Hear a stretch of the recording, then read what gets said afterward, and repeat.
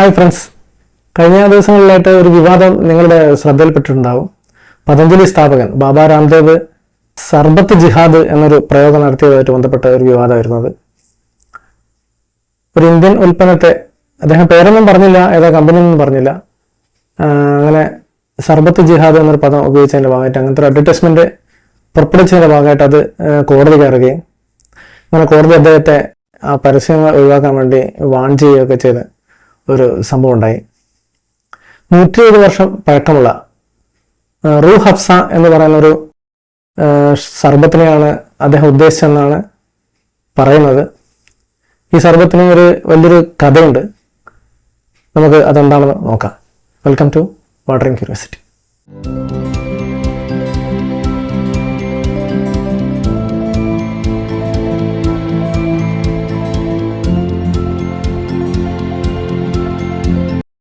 കഥ തുടങ്ങുന്നത് 1906 യുനാനി വൈദ്യം പഠിച്ചിറങ്ങിയ ഹക്കീം അബ്ദുൽ മജീദ് എന്ന് പറയുന്ന ഒരു വ്യക്തി ഡൽഹിയിലെ ഹംദർദ് ദവാഖാന എന്ന് പറയുന്ന ഒരു മരുന്ന് കട അല്ലെങ്കിൽ ചികിത്സാലയം ഡൽഹിയിൽ തുടങ്ങണം. ഈ യുനാനി ചികിത്സ തുടരുന്നതിലൂടെ ഇദ്ദേഹത്തിന് ഒരു ആശയം തോന്നി. ഡൽഹിയിലെ കടുത്ത ചൂടിനെ അതിജീവിക്കുന്ന അല്ലെങ്കിൽ അതിനെ ചൂടിനെ ശമിപ്പിക്കുന്ന ഒരു ദാഹശമനി നിർമ്മിക്കണം എന്നൊരാശയം തോന്നി. അങ്ങനെ അദ്ദേഹത്തിന്റെ സുഹൃത്തായ അതായത് ഔഷധ സസ്യങ്ങളിലൊക്കെ വിജ്ഞാനമുള്ള ഒരു വ്യക്തിയായിട്ട് ചേർന്നിട്ട് ഇതിന് പറ്റിയ കുറെ ഔഷധ സസ്യങ്ങളൊക്കെ തേടി അവർ കുറെ കാലത്തിന് ശേഷം ഒരു കൂട്ട് ഉണ്ടാക്കുകയാണ് ചെയ്യുന്നത്. അതിൽ എല്ലാം ഉണ്ടായിരുന്നു, പച്ചക്കറിയും അതേപോലെ പഴങ്ങളും വേരുകളും ഇലകളും ഒക്കെ ചേർത്തുള്ളൊരു കൂട്ടായിരുന്നു അത്. കമ്പനി അതിൻ്റെ ഇൻഗ്രീഡിയൻസ് ഒന്നും വെളിപ്പെടുത്തിയിട്ടില്ല, പക്ഷെ എന്നാലും പൊതുവെ പറയുന്ന താമരപ്പൂ ഉണ്ട്, റോസാപ്പൂ ഉണ്ട്, അതുപോലെ ക്യാരറ്റ് ഉണ്ട്, പുതിന ഉണ്ട്, പിന്നെ രാമച്ചത്തിൻ്റെ വേരുണ്ട്, പിന്നെ ഇലകളുണ്ട്, അതുപോലെ മറ്റു പല സസ്യങ്ങളുടെ അതൊക്കെ ചേർത്താണ് ഉണ്ടാക്കിയെന്നാണ് പറയപ്പെടുന്നത്. അദ്ദേഹം അതിന് കാൽപ്പനികമായ ഒരു പേരാണ് നൽകിയത്, റൂ ഹഫ്സ. റൂ ഹഫ്സ എന്ന് പറഞ്ഞാൽ ആത്മാവിനെ പോഷിപ്പിക്കുന്നത്, അല്ലെ ആത്മപോഷണി, ആത്മാവിന് ഉന്മേഷം ഉണ്ടാക്കുന്നത് എന്നൊക്കെയാണ് അർത്ഥം. എന്തായാലും റൂ ഹഫ്സ എന്ന പേരിൽ ഇദ്ദേഹത്തിന്റെ ഹംദർദ് എന്ന് പറയുന്ന സ്ഥാപനം, ഹംദർദ് ലബോറട്ടറീസ് എന്നാണ് പറയുന്നത്, അവർ ആ പ്രൊഡക്റ്റ് പുറത്തിറക്കി. ഡ്രിങ്ക് ഓഫ് ബീസ്റ്റ് എന്നാണ് അതിന്റെ മോഡൽ അന്ന് എഴുതിയിരുന്നത്. അതിന് കാരണം ഉണ്ടെന്ന് ഞാൻ വിചാരിക്കുന്നു. കൊക്കക്കോള ഏകദേശം 19 നൂറ്റാണ്ടിലാണ് ഉണ്ടാക്കുന്നത്, ഒരു വെസ്റ്റേൺ ഡ്രിങ്കാണ്. അപ്പോൾ അത് മാത്രമല്ല, കൊക്കക്കോളയുടെ ചെറുകളൊന്നും അങ്ങനെ കമ്പനി പുറത്തു വിടുന്നില്ലല്ലോ. അതേപോലെ തന്നെയാണ് ഇതിൻ്റെ ഒരു പ്രൊസീജിയറും പോയത്. കൊക്കക്കോളയുമായിട്ട് ഇതിന് വ്യത്യാസം ഉണ്ടായിരുന്നത്, കൊക്കക്കോള ഒരു സോഫ്റ്റ് ഡ്രിങ്ക് ആയിരുന്നു, പക്ഷേ ഇതൊരു സ്ക്വാഷ് അല്ലെ സിറപ്പായിരുന്നു. ഇത് ഉപയോഗിച്ച് സർബത്ത് അങ്ങനത്തെ സാധനങ്ങളൊക്കെ ഉണ്ടാക്കണമായിരുന്നു, ഡയറക്റ്റ് ഡ്രിങ്ക് ചെയ്യുന്ന ഒരു ഐറ്റം ആയിരുന്നില്ല. പക്ഷെ എന്നിരുന്നാലും അവർ കൊക്കക്കോള പറയുന്ന പോലെ തന്നെ കൊക്കക്കോള ഒരു അപ്പർ ക്ലാസ് ആയിരുന്നു വെസ്റ്റേൺ വേൾഡിൽ കുടിച്ചുകൊണ്ടിരുന്നത്. അതേപോലെ തന്നെ ഇതും നവാബുമാരും രാജമാരും ഉപയോഗിക്കുന്നതെന്നൊക്കെ രീതിയിലാണ് ആദ്യമായിട്ട് പരസ്യങ്ങളൊക്കെ ഉപയോഗിച്ചത്. ഇതിൽ ഞാൻ നേരത്തെ പറഞ്ഞ പോലെ പല ഫ്രൂട്ട്സ്, ഓറഞ്ച്, തണ്ണിമത്തൻ അങ്ങനെയൊക്കെ ഉപയോഗിക്കുന്നുണ്ടെന്ന് പറയുന്നുണ്ടെങ്കിലും പക്ഷെ ഇതിന്റെ ഓവറോൾ ആയിട്ടുള്ള ഒരു ഇതെന്ന് വെച്ചാൽ റോസാപ്പൂവിന്റെ നിറവും അതേപോലെ റോസാപ്പൂവിന്റെ ഒരു ഫ്ലേവറാണ് ഇതിന് ഉണ്ടായിരുന്നത്. അങ്ങനെ 200 പീടികയിൽ ഹംദർദ് ലബോറട്ടറീസ് പുറത്തിറക്കിയ റൂ ഹഫ്സ എന്ന് പറയുന്ന ഈ സ്ക്വാഷ് അന്നത്തെ ഇന്ത്യയിൽ, അതായത് അവിഭക്ത ഭാരതത്തിൽ മാത്രമല്ല സൗത്ത് ഏഷ്യൻ രാജ്യങ്ങളിലും ഹിറ്റായി വലിയൊരു പ്രൊഡക്റ്റായി മാറി.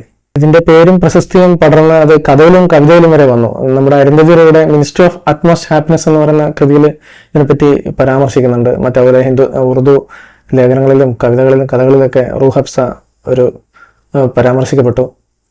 പിന്നീട് അദ്ദേഹത്തിന്റെ അബ്ദുൽ മജീദിന്റെ മരണത്തിന് ശേഷം അദ്ദേഹത്തിന്റെ മക്കളും ഭാര്യയും ഒക്കെയാണ് ബിസിനസ് മുന്നോട്ട് കൊണ്ടുപോയത്. അങ്ങനെ 1947 ഇന്ത്യ വിഭജനം വന്നു.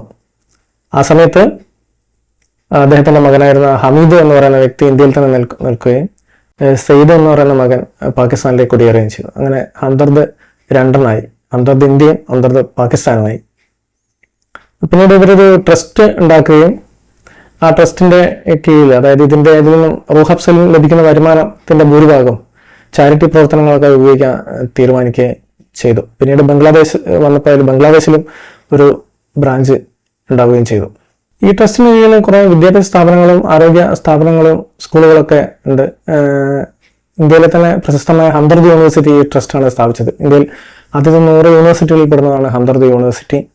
നമ്മൾ ഇതുവരെ സംസാരിച്ച ഹംദർദ് ലബോറട്ടറീസിന്റെ റൂ ഹഫ്സ എന്ന് പറയുന്ന പ്രൊഡക്റ്റാണിത്. ഷർബത്ത് എന്ന് പറഞ്ഞില്ല, അതാണിത്. ഇതില് ഹംദർദ് ദവാഖാന എന്നൊക്കെ ഇതിൽ എഴുതിയിട്ടുണ്ട്. ഇതിൽ ഇൻഗ്രീഡിയൻസ് ഒന്നും എഴുതിയിട്ടില്ല. നമ്മൾ നേരത്തെ പറഞ്ഞ പോലെ തന്നെ കമ്പനി ഒരു രഹസ്യക്കൂട്ടായിട്ടാണ് കണക്കാക്കുന്നത്. ഹംദർദ് ഫുഡ്സ് എന്ന് പറയുന്ന ഒരു കമ്പനിയാണ് ഇപ്പോൾ ഇത് ഇവർ മാർക്കറ്റ് ചെയ്യുന്നത്. ഇത് ഏകദേശം 50ഓളം രാജ്യങ്ങളിൽ ഇതിന്റെ സെയിൽസ് ഉണ്ട്. ഏകദേശം ഇന്ത്യയിലെ സിറപ്പ് ഇൻഡസ്ട്രിയുടെ 50% കൈയാളുന്നത് ഇവരാണ്. അതേപോലെ തന്നെ സോഫ്റ്റ് ഡ്രിങ്ക് ഇൻഡസ്ട്രിയുടെ 7% ഈ ഹംദർദ് ഫുഡ്സ് ആണ്. ഇവർക്ക് റൂഹ് അഫ്സ മാത്രമല്ല, അത് 500ഓളം വേരിയസ് പ്രൊഡക്ട്സ് ഉണ്ട്. അതിൽ സ്പൈസസും ഐസ്ക്രീമും മറ്റ് സ്കാഷുകളും അങ്ങനെ കുറെ സാധനങ്ങളുണ്ട്. ഡ്രിങ്ക് ഓഫ് ഇന്ത്യ എന്ന പേരിൽ മാർക്കറ്റ് ചെയ്യുന്ന റൂഹ് അഫ്സ സാധാരണയായിട്ട് സർബത്ത് ഉണ്ടാക്കാനും ലെമനേഡ് ഉണ്ടാക്കാനും ഫാലൂദ അങ്ങനെയൊക്കെയാണ് ഉപയോഗിച്ചിട്ടുള്ളത്. അത് നോർത്ത് ഇന്ത്യയിലാണ് കാര്യമായിട്ടിത്. മിഡിൽ ഈസ്റ്റിലെ ഇഫ്താർ പാർട്ടികൾക്കൊക്കെ പ്രധാനമായിട്ട് ഉപയോഗിക്കുന്ന ഇത് സമ്മർ സീസണിൽ 65 ലക്ഷം ഗ്ലാസ് റൂഹ് അഫ്സ ചെലവാകുന്നുണ്ട് എന്നാണ് പറയുന്നത്. ഞാൻ നേരത്തെ പറഞ്ഞ 50ഓളം രാജ്യങ്ങളിൽ തന്നെ ഒരു വർഷം 10 കോടി ബോട്ടിൽസിന്റെ റൂഹ് അഫ്സ വിൽക്കുന്നുണ്ട് എന്നാണ് ഏകദേശ കണക്ക്. കേരളത്തിൽ ഇത് അത്ര പരിചയം ഇല്ലാത്തൊരു സ്ക്വാഷാണ്. പക്ഷെ സാധാരണയായിട്ട് ഗൾഫ് മലയാളികൾക്ക് നേരത്തെ പരിചയമുള്ളതാണ്. ഗൾഫിൽ നിന്നാണ് ആളുകൾ നേരത്തെ ഇത് കേരളത്തിലേക്ക് വന്നിരുന്നത്. അതുതന്നെ അതില് മെയ്ഡ് ഇൻ പാകിസ്ഥാൻ എന്നുള്ളത് കൊണ്ട് തന്നെ ഇത് ഇന്ത്യൻ പ്രൊഡക്റ്റ് ആണെന്നുള്ള മാത്രമല്ല, ഇതിലൊരു പേരും ഇതിന്റെ ഒരു സ്റ്റിക്കറൊക്കെ വെച്ചിട്ട് ചില ആളുകൾ ഒരു അറേബ്യൻ പ്രൊഡക്റ്റ് ആണെന്ന് സംശയിച്ചിട്ടുണ്ടാവും. പിന്നീട് ഇപ്പോൾ ഈ അടുത്ത ആളുകളും സൂപ്പർ മാർക്കറ്റ് അങ്ങനെ ഒക്കെ വന്ന സമയത്താണ് നമ്മൾ കേരളത്തിൽ ഇത് അവൈലബിൾ ആയിട്ടുള്ളത്. അപ്പോൾ പതഞ്ജലി സ്ഥാപകൻ നടത്തിയ ഒരു പരാമർശമായിട്ട് ബന്ധപ്പെട്ട് വിവാദ സംഭവമാണ് റൂഹ് അഫ്സ. അതിൻ്റെ ഒരു ചരിത്രമാണ് ഞാൻ പറഞ്ഞത്. റൂഹ് അഫ്സ പ്രൊമോട്ട് ചെയ്യുന്നൊരു വീഡിയോ അല്ല ഇത്. റൂഹ് അഫ്സ ഒരു 100 നൂറ്റാണ്ട് പഴക്കമുള്ള ഒരു ഇന്ത്യൻ പ്രൊഡക്റ്റിനെ പറ്റി പറഞ്ഞു തന്നേ ഉള്ളൂ. മറ്റൊരു കൗതുകകരമായ കാര്യമായി വീണ്ടും വരാം. നന്ദി, നമസ്കാരം.